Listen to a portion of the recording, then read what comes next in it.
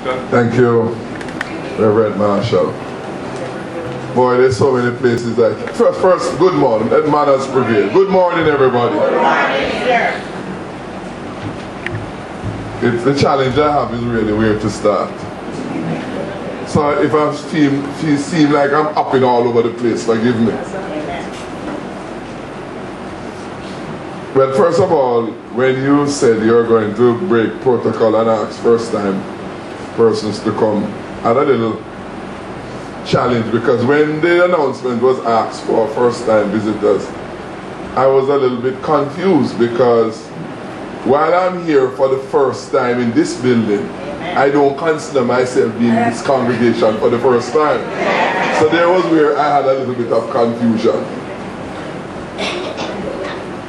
I must tell you quite seriously, from I walked in this room this morning and I came and stood there, a completely different feeling came over me about this congregation.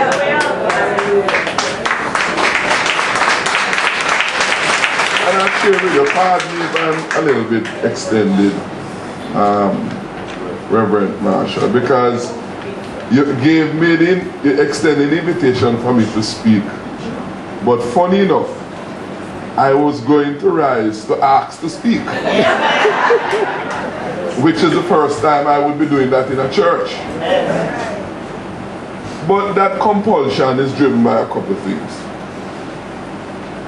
Many of you might not know, but I have been very closely associated with the developments or events surrounding you actually being here. In my own, and I'll share with you openly, because the things which are right and the things which are just don't need to be secret. Justice must prevail and not be locked up anywhere.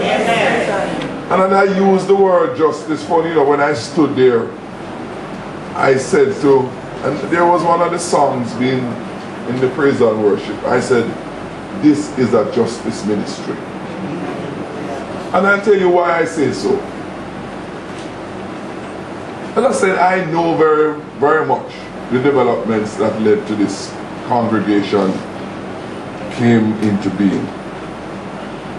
And my involvement in the process at some point was because I felt very strongly that justice was not prevailing. Amen. At some point. Yep. And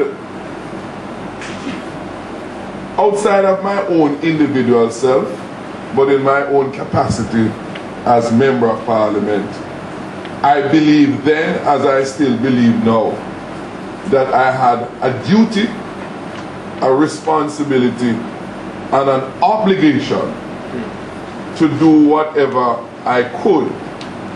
Not that it necessarily would prevail, but I owe it to myself to do what I believe I could do where justice was not prevailing. And I did.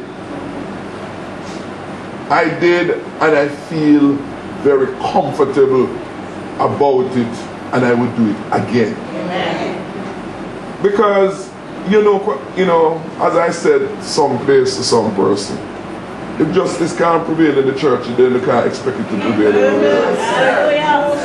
Because I do believe that the church is one of those institutions that provide the place of moral compass that can help to guide us all as a people. And that's one of the reasons why I go to church. I don't consider myself a denominational person. But one of the reasons why I go to church is that I feel it provides an opportunity for me to have some sort of personal refilling and refreshing mentally, spiritually and otherwise.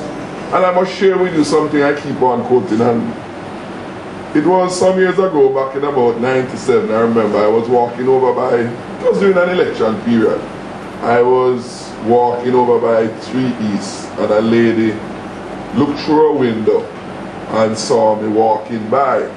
You know, I worship mainly at New Testament church in Bayside. And she looked through a window and she saw me walking by and she called at me. Morning, Mr. Jackson. We had to search to find where the voice was coming from. It was through the window. She identified where she was.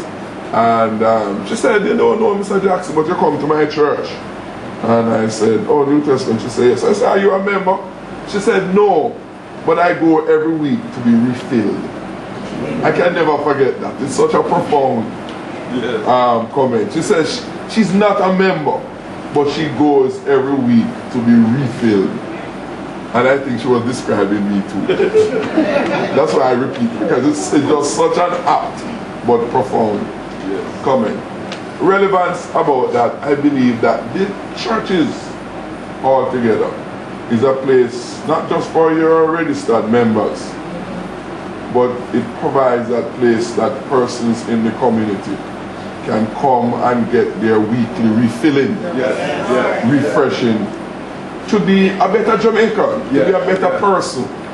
Because at the end of the day, it is all that we do in our own little enclaves that contribute towards making the life of each individual that much better. Not necessarily perfect, but that much better than how it was before. And that is where everywhere we are, we have an opportunity towards that national good. And I say that I'm reminded of something I heard Miss Bludan said on the radio once when I call it to relay a problem. Most of the time people call it programs today, it's about problem. And at the end of the conversation, there didn't seem to be a resolution by virtue of resource being allocated to the problem by whichever institution. But she said something again that stuck with me. She said, you know what? It's all about behavior and attitude of someone in an institution. And she said, you know what? Even if we can't become a wealthy country, we can become a quality country. And quality don't require no money. Quality requires us to be as just. Quality requires us to be fair, to be reasonable in all our doings. Bring me back to what it might seem like I was straying. Why this church and what happened was so important to me. Because this is the place that must provide the place where people must come and feel that justice prevails. And I never felt that justice was prevailing. And when I walk in here this morning, brothers and I just feel the vibes of the people. I feel a free people. I feel like a liberation is here. And in that regard, I really want to congratulate you. I want to applaud you with all sincerity. Because you know what, one of the biggest challenges we face in this country for many years is that too many people who believe in what is right and what is good are prepared to stand up for it. We yap about it, but we don't have the courage and the strength to stand up in what we believe is right, is fair, is just. And when I walk in here and I stood and I listen to the praise and worship, I feel a congregation of people who are free, who are strong, who stood up, who is standing up. So you might be small, and you might feel a little bit dissuaded by your numbers relative to others. But then again, I know when this church started elsewhere. And I know the number in which you started to become where you are. And you are standing up as a congregation, Cornerstone Ministry, because you believe in something. I don't think you really know how profound it is. And it has helped to strengthen me because I see people doing that, and that will encourage me to stand up my own self for those things that we believe is right, fair and just. So really I really want to applaud you. I want to say you are more than you even think you are by your own action. It's those of us who perhaps are on the outside looking on can better see than some of you on the inside. That's why sometimes I invite people to be even critical of me, because they can see me in a way that I am probably not seeing my own self. So sometimes you have to look in the mirror, right? So you can see yourself. But sometimes you need to look in the mirror by others to get another eye of yourself, because the same eye looking in the mirror seeing you, so you might not even get the kind of critical scrutiny that you need. But trust me, somewhere in your tagline, byline,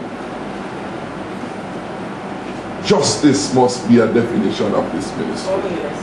Because if we don't have it there, me have it. Let me tell you quite clearly. I love to see justice prevail. And your ministry is an epitome of that. Morning, friends. And can I ask officially that I don't be considered as a first timer?